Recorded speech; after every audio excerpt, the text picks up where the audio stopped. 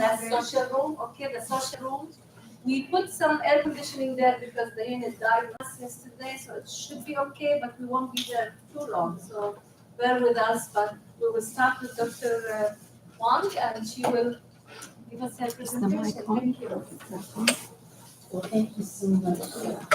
It is my great pleasure. Can you all hear me? Yes. It's such a joy to be here with all of you. The title of my talk is Dialogic and Critical Inquiry in Teacher Research. And I've written a book that talks more about the 4 features of dialogic inquiry and pedagogy. And I'm going to pass it around with Nora. And wanted to also share that this book, which is examining dialogue, media, and dialogue under occupation, Dr. Nora has a chapter in that, and this talks about the case of Palestine and Israel. And then this is a book, a recent book on teachers as allies. And Miriam here has worked, Dr. Miriam Zarugi has worked on that book as well. So the aim of my talk today is to answer the questions, or pose the questions, not answer. First, what is teacher research? Second, why do teacher research? And what are some methods and tools for doing teacher research?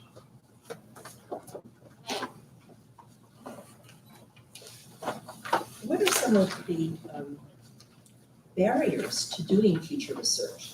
And why is it that some of the best practices are not written up? I'd like to share with you some of my experiences in doing teacher research throughout my career as a TESOL professional, and talk about my research approach, which I call dialogic. So what kinds of questions do teachers have about educational research?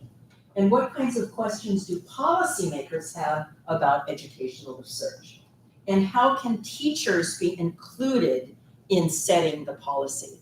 So how can we get that knowledge from the grassroots, the contextualized knowledge inside, to understand the workings of how to make change? So I'm delighted that that is so much a part of the agenda that we are a part of. What is teacher research, and how does it differ from traditional research? Traditionally, research is done by university researchers, research center people, rather than, and sadly, this is a very gendered hierarchy, and whose knowledge counts, as if you are, so that's what we're up against. That's one of the issues that now teacher research can actually use traditional methods. So, and in fact, often because we are teachers, we have to, especially if we're critical in our perspectives, then we might want to employ mixed methods. So there's certain types of research that have been more privileged, scientific, and I'll say parentheses, Western, white scientific research, as opposed to sciences from around the world. And I'm delighted to hear about the work of this. Classroom research is, the definition of classroom research is based on the location of research. So classroom research can be done by outsiders, university researchers. It could be done by insiders. It can be done in collaboration. And collaboration is one of the most exciting ways that I see. Without that built-in collaboration, and how do we arrange for that collaboration to ensure that it is both a bottom-up as well as situated, so that there's involvement of school leadership in the actual design, so that teachers who participate are given time off, are given so these are the issues of economics, but it's also a power issue. So classroom research is based on the location. So teacher research is that it's done from the vantage of teachers, the teacher questions, the teacher positionality, the teacher perspectives. And I do teacher research. I've done teacher research as a university professor. I've done it, as an adult school teacher, So teacher research, we're really thinking about the context of, and it doesn't have to be the classroom. It could be teacher research of school-wide policies. It could be teachers district-wide. It could be these issues of inclusion, but it's done from either it's a teacher educator or but how are we looking at from a teacher's perspective? And I think it's really important, when we think about counselors, that there's a certain perspective in history. So we have social workers. So whatever, that we think about the different ways that we, if we want to transform education, have to work within systems and have that systemic critical perspective. Action research is what all of you are doing. And the definition of action research, and I won't go into it, I'll give a simple one, which is that your research, you want to transform. That you're taking up research because you see a problem and you want to do something about it. So this is that linking of theory of practice, the theory and practice in the actual project that you're doing. And you can use traditional methods, and in fact, often action research has to be very rigorous. And the use of self-study, a whole type of barrage of tools and methods are very important, because this type of knowledge has always, it's like when you look at the political economy in the university, whose knowledge counts, who gets paid, if you look at the leadership, how many, all of the intersections of power with respect to race, ethnicity, religion, you name it, are all a part of that hierarchy that we need to combat. So what are some of the methods and tools for teacher research? Here are a few, and diary studies, surveys, videotaping, audio taping of your teaching or of a teacher or counselor student communication, and then transcribing and analyzing that data, interviewing, analyzing student writing, speech samples, documenting development through portfolios, pre and post testing with a particular intervention. Are any of you doing projects that you have some other examples that you would want to add? How many are doing surveys?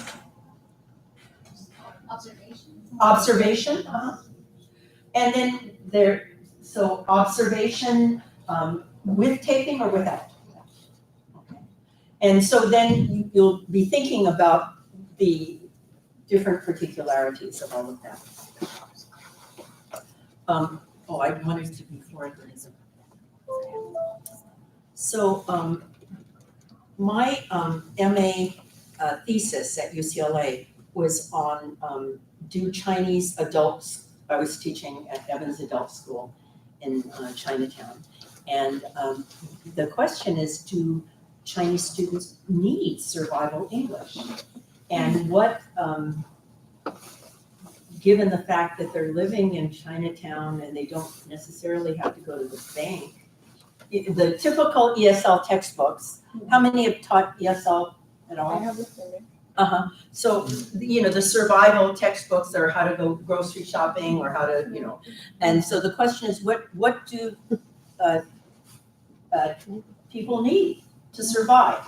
And actually, you can survive very well in Chinatown without, but you might need citizenship. or you might need classes in emergencies, or anyway.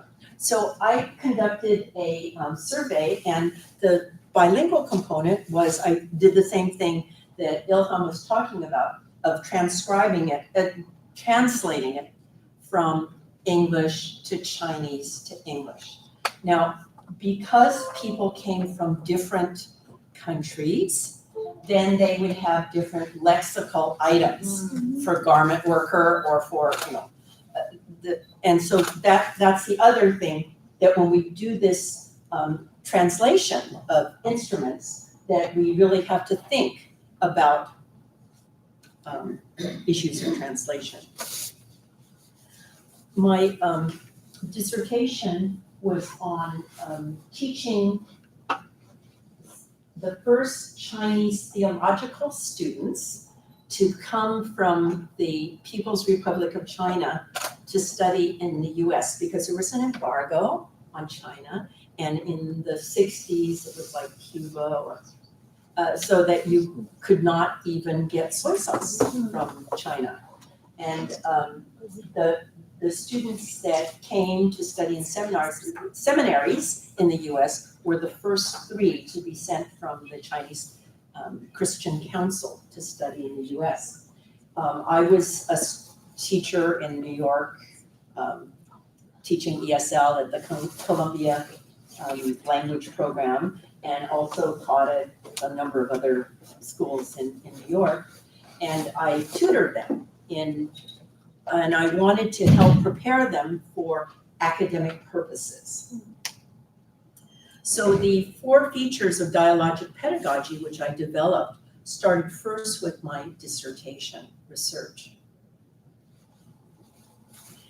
I used dialogic in my approach because I was very influenced by the work of Paulo Freire. How many of you have read Paulo Freire? If you have not studied Paulo Freire, read his Pedagogy of the Oppressed and Pedagogy of Hope. Paulo Freire used the term dialogic, and it really influenced me. He had this thing that he says, instead of having education be banking, like people are a piggy bank and you deposit knowledge into your head, instead he was teaching Brazilian peasants who didn't know how to read.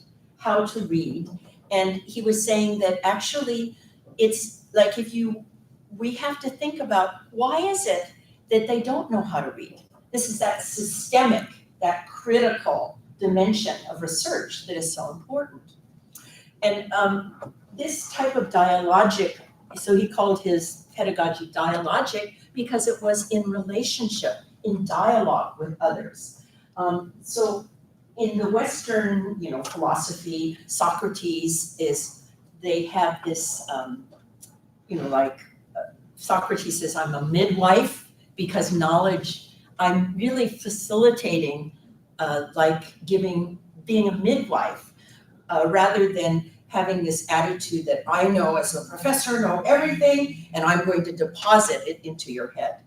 So this is the work of Paulo Freire, and I really encourage you to take up his work. In China, there was very similar, when you read Plato, you read the Menos dialogue, which is justice, where they're talking about what is justice. In China, the Confucius and his disciples did something very similar, asking what is Ren? And Ren is one of those concepts that the roots of the word are, so it's been translated, Ren is this concept of, sometimes it's charity. So when you think about the moral precepts that we're really interested in this project, what are the foundations of when you read, when you study, what are codes of action and reflection? And so they would ask, well, what is Ren? just as Socrates would ask, what is justice? 5 minutes. So, thank you. Ren comes from the word, this is from person, 2 legs, and this is 2, because you need that dialogue to have that relationship of human-heartedness or charity or benevolence. And learning to be human actually is another translation of Ren. We have some other key epistemological roots, Bakhtin, Vygotsky, and contemporary critical feminist and womanist. That's Black or Black feminist thought, or the work of Alice Walker, the work of Patricia Hill Collins, Angela Davis.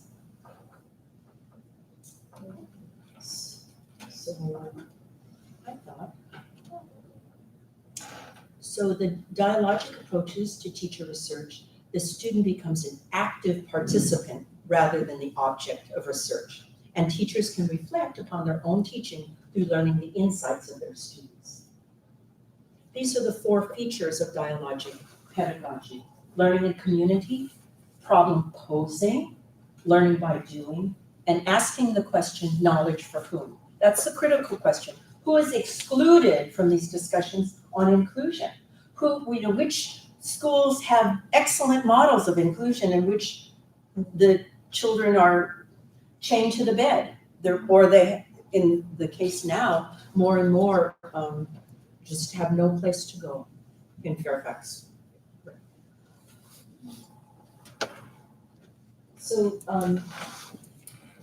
these are some of the ways that we can look at this. How can we make our data collection systemic?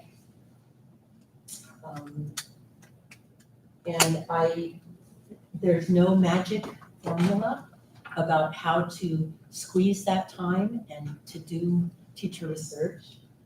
But if you set a minimal data collection and try to stick to that, if you miss one day, it's not the end of the world.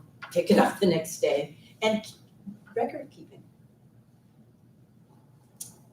So one of the things that was really interesting in a lot of the discussion so far is this issue of what does it mean when our students or families are under attack, and it's really difficult to be able to, we have to protect them even though they might have signed a consent form, whether an image might be very problematic. We have to really think about how we are promoting research and how these are tough questions, and they require a lot of collective discussions. They're ethical questions. So I'm very happy to be part of these big questions. We say problem posing because there's no one single answer, but instead through that discussion, we can strategize on more ways that we can develop this criticality that we can, in a very collegial and supportive way, make up the gaps as we see them, point out a different way of looking at it. And that's why days like this are so important. Dialogic inquiry fosters a sense of community among the students. And I'm very interested in seeing these newer definitions of community. I'm also interested in seeing the way we can tap more of the teacher knowledge, of your own cultural and linguistic knowledge, of your own histories, telling those stories of the families who mainstream media is not discussing at all. And that our own identities as researchers, our positionalities, as well as the many hybrid, and that's one of the other aspects of third space research, is looking at hybridity rather than everything is black or white. That's. Thank you. Thank you so much. And I think with the list you showed us, I think the teachers have been engaged with at least 2 or 3 elements of what you shared with us. But we'll, of course, this is just work in progress for us in terms of our team here, and we're looking into ways tomorrow how to actually scale up, go on that level that you described for us. So thank you for that. Thanks for the thing. Are there questions for Dr. Wong? So in your research with Jennifer, was it the first generation that you were having these thoughts for, or the children who were born here as well? So the survey on the Chinese adult ESL students, so this That's was the an first adult ESL, yes. They were first generation, these were students from teenagers to grandparents. All right. All right, I guess we have more of that in the small groups interacting with the teachers. I think Noura, you help us just understand. Yes, PCEP. I'll kick off the presentations now.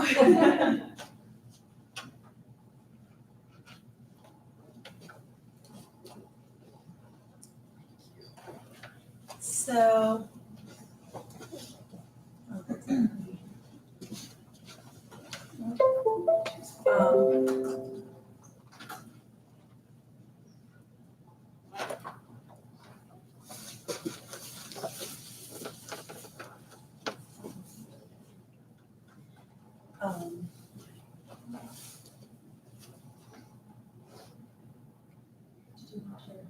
No, it's okay.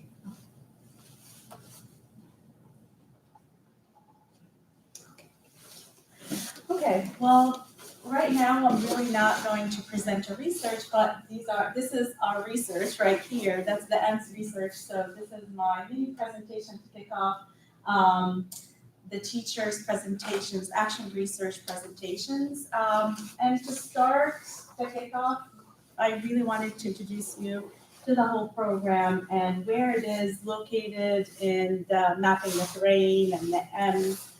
You've heard about all of these acronyms, and I wanted to locate where we are in this bigger picture. So we really, TTEP is the Teacher Training Enrichment Program, and that comes under the EMS project, and it's really part of, or another arm of Mapping the Terrain. Mapping the Terrain is going to the countries and collecting data from them, but we're doing it right here with our teachers, introducing them with socio-emotional learning and actually experimenting with them the application and integration of SEL in the classroom within our context of Islamic context. All of our teachers work in Islamic schools, not necessarily Arabic speaking, but mainly Islamic school context. We are looking at this as the first pilot. This is our first cohort. And to look at how it's formatted, it's basically a 3-phase cohort. The teachers came together, they started together in the winter, and they continued in the spring, and then a third meeting or a third phase in the summer. This summer session is our last session in this cohort. Teachers who participated mostly came from the winter until now, and I really am very proud of everyone who came and continued the journey with us, started and committed from the winter and came all the way. Mostly all of them are continuum of from the winter session. We only opened admission to the TTEP in the winter and spring, but then at the summer session, we did not open any new enrollment, which makes sense because it's a work add up or development of content. So you really can't start from the very end. We're still working on when to start the next cohort, but we really are working on finalizing the action research and then documenting in a big manuscript manual for our experience and taking the input from the teachers as well. So we'll be working on this in the coming few months. So it was thematic for each phase, the 3 phases. The first phase, which was the winter, and it started in December. The theme mainly was introducing the teachers to SEL as a concept, the competencies and constructs, and connecting them to the idea of value-based education and how teachers were able to connect socio-emotional learning to Islamic values as well. We worked on integrating SEL in lesson plans, in their daily lesson plans teachings. And that was mainly the start or the initiation of the action research, where teachers took the lessons that they learned and wanted to integrate actually SEL in the classrooms. So that was the beginning of it. The second phase was the integration of SEL from that narrow scope of lesson planning to more of a wider scope to curriculum, and how to initiate from one lesson plan to broad the umbrella of the framework of the work.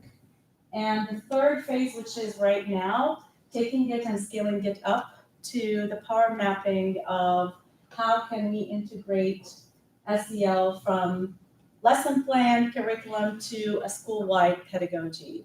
So that will be our work. We started yesterday and we had great ideas, and I'm going to share it with you in a minute. And tomorrow we still have another working day to discuss further how to scale it up in a school-wide policy. What are the needs for these teachers to be successful in integrating and implementing? What are the tools they'll need? What are the supports they'll need in order to implement SEL? So these are the 3 phases with the 3 themes. And that's the original model that we all use and work for SEL. As part of our what we always inspire to do is to actually contextualize everything that we're working on. Instead of just taking the scope of SEL from a different perspective, we're putting the teachers to think, well, what does that mean to me? What does that mean to our culture, to our Islamic values, and to our schools and our children with their own needs and with their own backgrounds. So one of the discussions yesterday, and we were able to go upstairs and get pictures of the posters, but you guys are familiar with it, the teachers. We looked at this and we thought, okay, well, this is the model that we have. How can we contextualize it to make it our own? What are the gaps that we can look at and think we might add something to this model that really relates to our Islamic values in their context? And we ask them, if you'd like to change the whole thing, if you want to call it something else, if you want to achieve a gap, all of these are questions to be answered, and they just brainstorm together in 2 groups and small groups. The 2 groups came up with these pictures. Familiar? One group over here added 2 layers they saw as gaps needed to add to the original SEL model. And this is that group.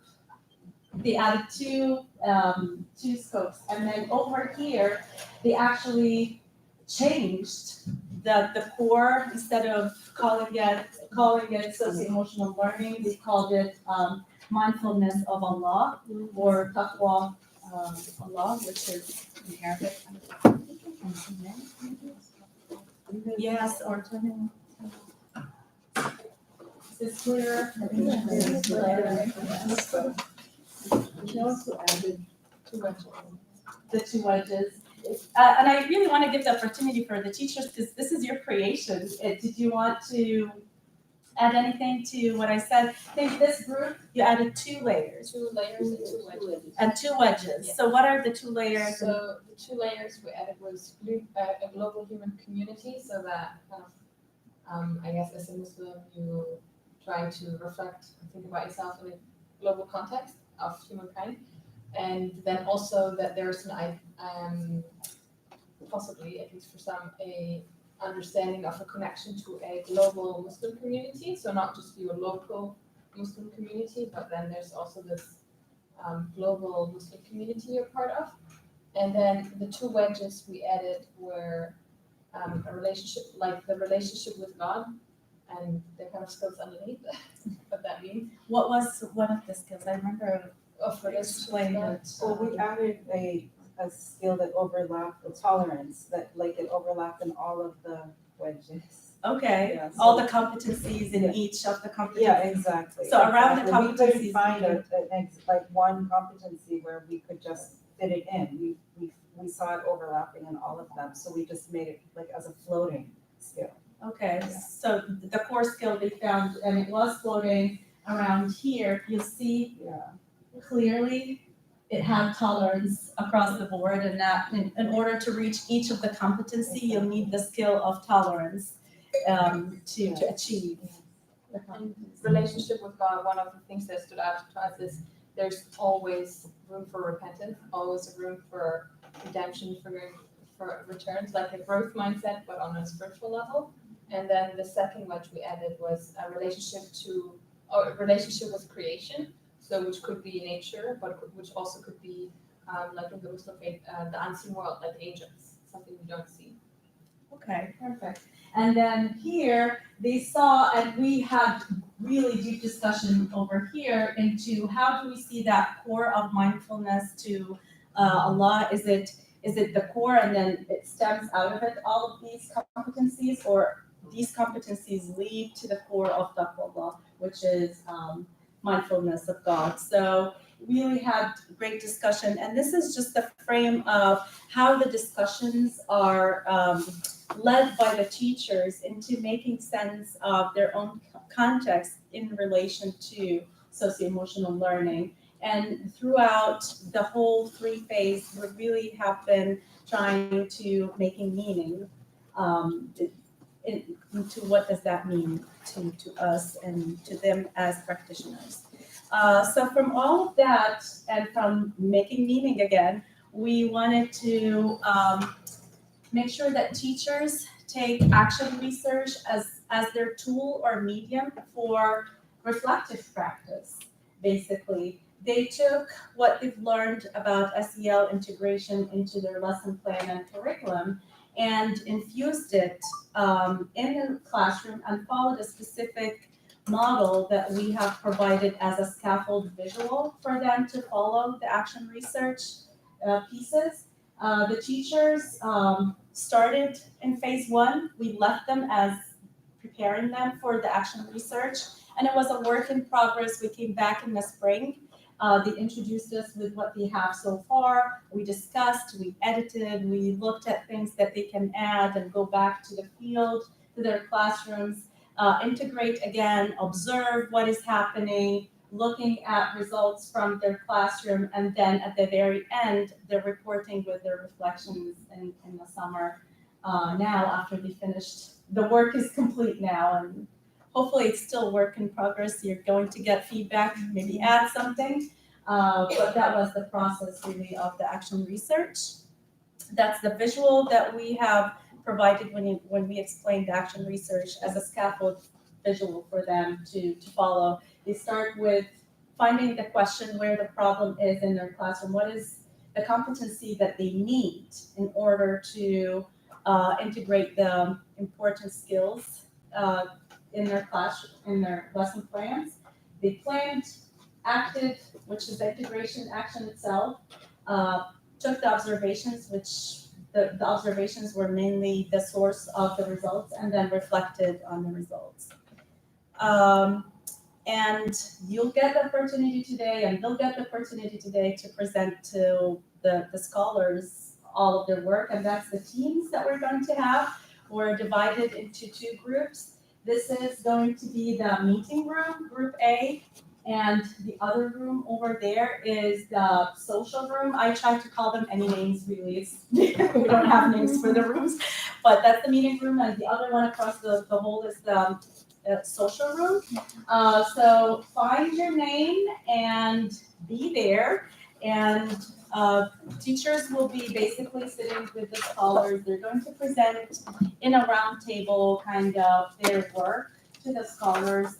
And We have one small laptop in each group, so that it's not They the can- yeah. ideal, but at least you get a visual of the presentation. and it's a really round table discussion, we have- basically. We have a They are looking forward to hear feedback